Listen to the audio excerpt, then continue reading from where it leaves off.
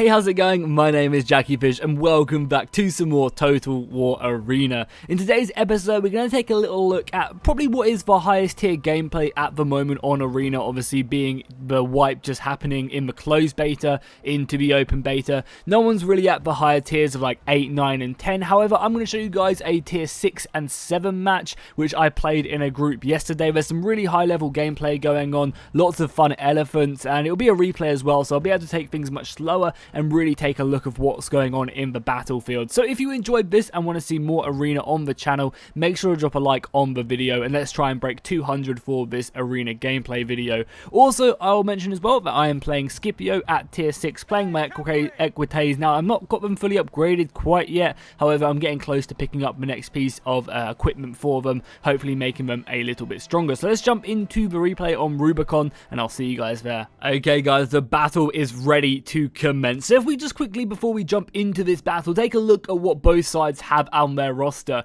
So as you can see over on the left hand side, we are very much, I guess, kind of got a really well-rounded team. We've got a couple elephants on our team, we've got some javelins, some good range in our archers, we also have the power of pikemen and infantry as well. So we've got actually a really well-rounded team, lots of tier 6s and tier 5s on our side. Then if we look at the enemy side, they're much more heavy on elephants. They have 9 units of elephants as well as only a couple units of swordsmen, not as much cav as us, but they kind of match us on missiles, and they have this light artillery which is going to be great at hammering away at our own missiles. So they're going to be very much more of a, I guess, a defensive force, trying to use them elephants to lure us in and then descend upon us, and it's going to be really up to us whether or not we can break them. They also have these tier 7 javelins as well, which are very deadly. When it does come to these higher tier matches, it really depends on what tier 7s they have. I believe the group we're playing against as well has a ton of tier 7s. Yeah, look at this, tier 7, tier 7, tier 7, and tier 7 right there, and tier 7 right here, and tier 7 over here, and right here as well. Wow, I did not realize that we were this outmatched. If you look at our team, we have 1, 2 tier 7s. Wow, that's crazy. That really is how outmatched we were. So let's just jump into the replay itself. We'll turn off Fog of War as well, just back onto our team so we can't see any of the enemy. And let's just get this battle started. So we're immediately going to kick off. I am going to be situated over on this right flank, I believe, but I'm going to be making my way over. I should also, for some reason, it doesn't let me switch over to myself. There we go. So we'll look from my point of view in this battle. So immediately you can see my teammate right here, Antimos. He's going to be pushing up in the center, getting some good vision off on the enemy, and also trying to ward off these infantry from making their way over to our own archers, who are absolutely getting smashed right now from their enemy missiles. However, we're getting some good damage off from the light artillery, bringing them down to half HP, which maybe isn't exactly worth it, because we did lose, you know, pretty much our entire archer force there for half of the light artillery. Maybe we could have waited for a little bit more action to really use these. So immediately we're kind of getting off to a bit of a bad start. You know, we did kind of do an okay exchange, but the thing is, all of these light artillery can still shoot, whereas our archers force is obviously extremely depleted. So making this exchange probably wasn't worth it in the grand scheme of things. We also have Antimos making his way up with the support of RB. He's going to be trying to hit these undefended javelins, which are really out of position right now. Obviously, they were hammering away against the spearmen, which meant that, you know, they could be out of position. But now that RB has brought up his cavalry, he's going to be able to really descend upon these guys and get a good charge. I'm surprised, really, that these guys didn't pop down any infantry caltrops or anything. And that's really nice positioning right there. Something, if you didn't know in battle, is if you go ahead and charge, once you've done your charge and you're still in that motion, you can just click away and you'll stop yourself from running into walls, because running into terrain will do damage to your own forces. So we've got a good charge off there, taking down these guys, and Antimos has managed to catch off on to the rest of them. Militari's just being so goddamn strong at the moment. I think he is one of the strongest characters. I really do, especially in this current meta as well, with a lot of elephants. That fear is just so goddamn painful. So at the moment you can see we've completely given up this right flank. These guys are not friendly, even though it looks like it, obviously being in our miniest. So they're going to completely envelop round this right flank, and it's going to be a hard fight right now. We have some pikemen who are really good at taking out elephants. They can destroy them. Peleskos playing as Kanani with that rapid advance just makes it really effective of just outmaneuvering the elephants. And you can see right here he's going to be able to engage these guys, get his pikes down in a second, obviously with with the support of these guys and just completely sandwich this unit of tier 7. So that's a really nice move. However, it does have to be careful. There's a lot of enemies coming round our flank. Taking a look right here, you can see that the enemy team are doing an amazing job at protecting their tier 6 missiles, and this is a really good position. We do have RB getting a good charge in off on these skirmishes, no one seeming to take control. A pretty deadly melee engagement going off right here as well. You can see both the infantry. I think this is armored legionaries going up against the tier 7 legionaries. So we are a little bit outmatched here, but a cool engagement nonetheless, as both sides do fight for one another. And we have more infantry coming around the flank as well. So we are trying to break through this. You can see RB is trying to get his way in on these missiles. I'm hiding around the corner. We've got my missiles coming around here. And we're going to make a nice little dive in right there. Me and RB are communicating right now saying if we just engage their infantry, we don't have enough to protect from every single flank, especially with the elephants coming in as well. So you're going to be able to see that I'm going to throw in my cavalry right now. And we're going to be able to get a really good charge off here against the missiles. Again, but I don't really feel like I'm doing much damage recently. I'm not sure if it's just because I haven't got these guys fully upgraded yet. But again, I have one of their weapons, so I feel like I'm fairly strong.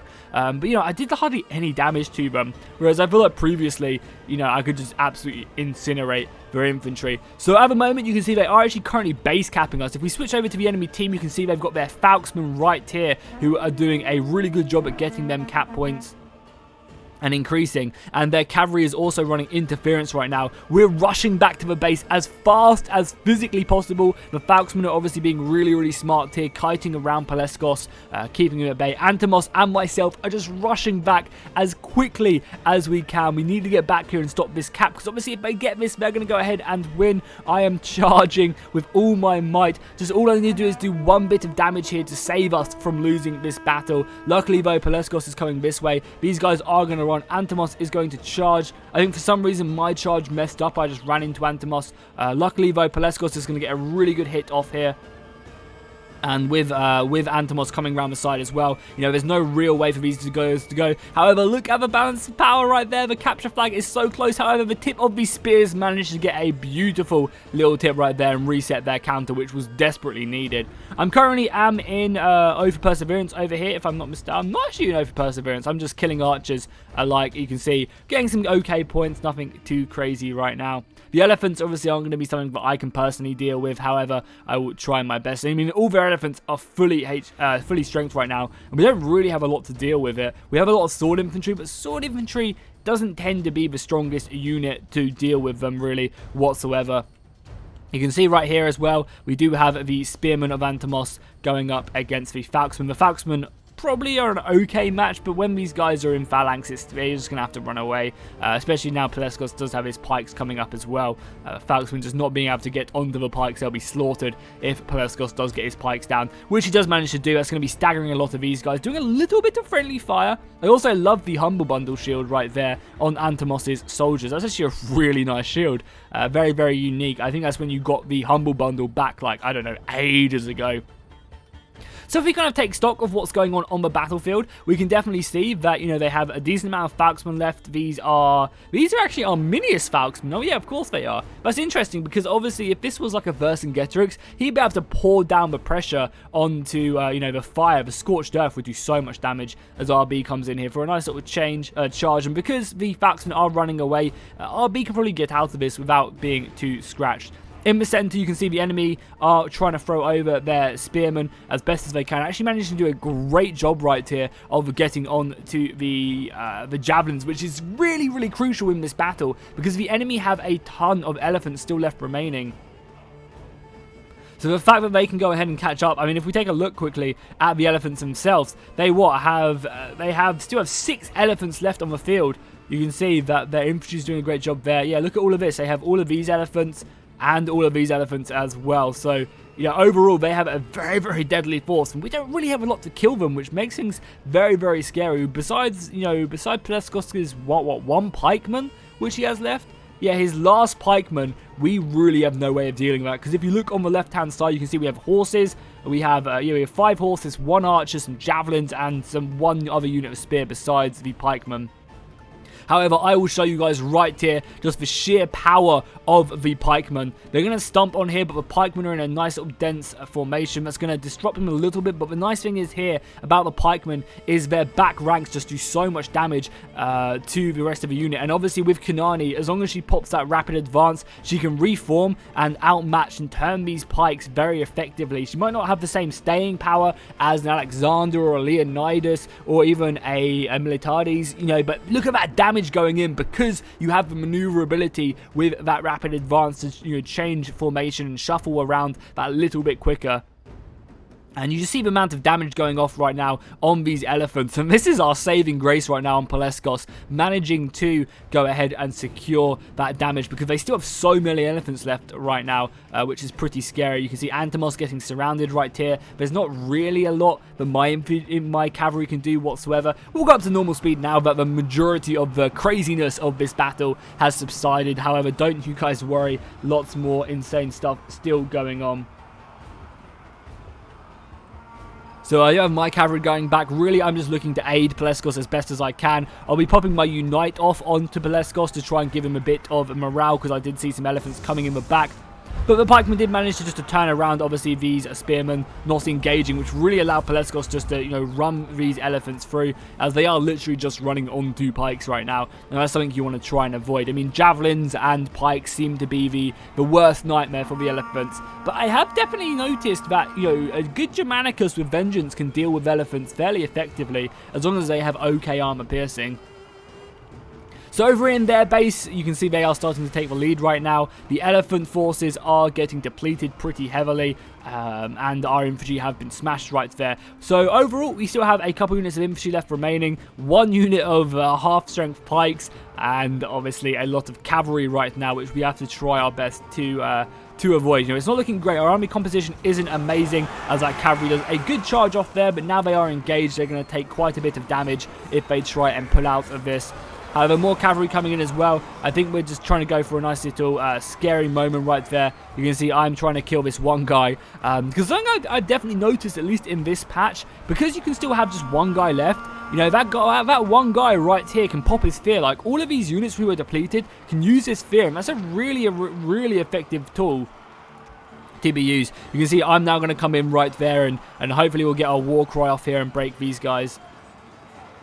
They have also been bribed as well. So yeah, the fact that you only have like one soldier left, you know, it's very hard for these pikemen to kill this one dude because, you know, he's in between the pikes and stuff. So never give up. You know, if you have some units left, always try and use them. I'm going to just about scrape off there. I want to try and get my cavalry off as the enemy do decide to start pushing on our formation. We're going to quickly just regroup as best as we can. As I said, we don't really have a lot of infantry left, and the enemy have, you know, 4 elephants left. I think there's one in their base right now, as well as some infantry, and we kind of just have this big clump. So it's the infantry versus it's our infantry versus their elephants.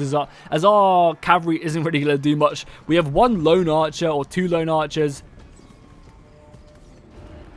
rapidly shooting off, but doing almost no damage to the elephants. However, this could be really useful, you know. Again, just having these 2 units of archers could be great, because all you have to do to decap someone is just shoot them once, you know, do 1 bit of damage to them. So if you can go ahead and, you know, shoot the capping force, you can really take them out. Does look like we're going to be trying to route this unit, surround it, and it does go to show, you know, even though it's a higher tier, we can definitely break it if we're smart about it. Unfortunately, though, RB is going to lose his cavalry unit right there. However, you know, it's not the end of the world. You know, we're pretty much still in the same situation. It's not like our cavalry is really going to do too much anyway. Peleskos is still engaging a lot of their cavalry. Again, if we can wipe out their infantry, we can definitely reduce their maneuverability in this battle, which I think would be a great little bonus. This cavalry honestly needs to get over here and help decap. Again, they're getting a lot of cap points. You can see the Panzer power has gone down from 1,000, you know, and it's still very close. Again, this cavalry force is going to come in. I'm going to try and support him by, you know, trying to warn him off, my friend, and trying to charge forward, trying to allow this, because I believe RB did end up getting feared, which slows you down quite a lot. The enemy obviously are still capping with an elephant, I believe. Yeah, this elephant has all the cap points right now, which is what we're trying to pursue. Our infantry have been segregated, and this was a really bad move by us. We didn't want our infantry. We wanted to stay together where we could use our pikes as best as possible. I'm going to manage to be able to decap this, which is going to be really lucky by me. The good thing is, you know, elephants do tend to be quite a nice unit to decap. It's very easy to take them out and get that damage on them because they are so big. I actually feinted that so that Peleskos could get in right there, and he's going to be able to kill that elephant. So at the moment, again, battle is so close. As long as we can protect our pikemen, we're going to claim victory this day. But one of the really interesting things about Peleskos playing Kanani pikes is he's extremely vulnerable to missiles. So all it takes is, like, you know, 1 or 2 barrages, and Peleskos will get ruined. I mean, granted, he does actually have raised shields, which is something I didn't think about, which helps out a bit. But missiles, I imagine, will take down these pikes quite a lot. Wow, they have raised shields at tier 7. That's a really strong unit. I mean, obviously, I can't see, you know, what buffs it gives you, but obviously it's going to be nowhere near, you know, the missile block of, say, a raised shields or a testudo. But still, that's pretty crazy that you get raised shields on pikes.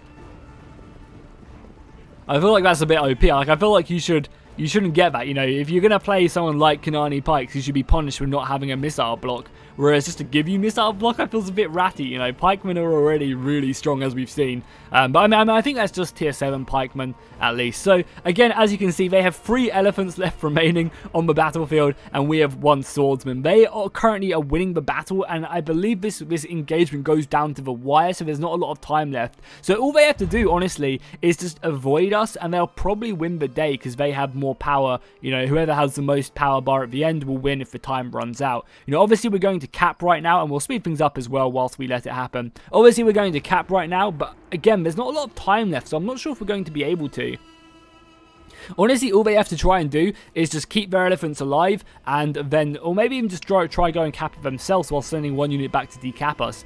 Obviously, if this unit of infantry they do have a peeler throw left as well. So honestly, this battle could have easily been won if they were maybe a bit more communicative. Because all they had to do was decap, you know, throw their javelins, decap Peleskos at max, and send their elephants to our base, or just run away and let the timer run out, and they could have really won the day. Because our swordsmen at the moment are currently keeping this unit away from capping us, which is kind of nice.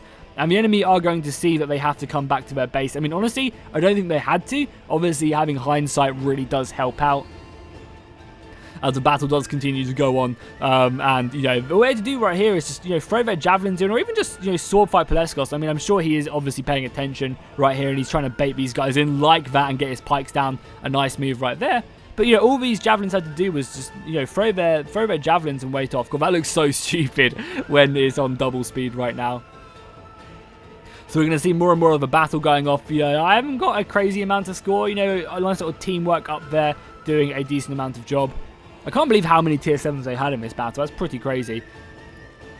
So at the moment, the elephants are going to be getting run through by the pikemen. A nice little stutter step by Peleskos,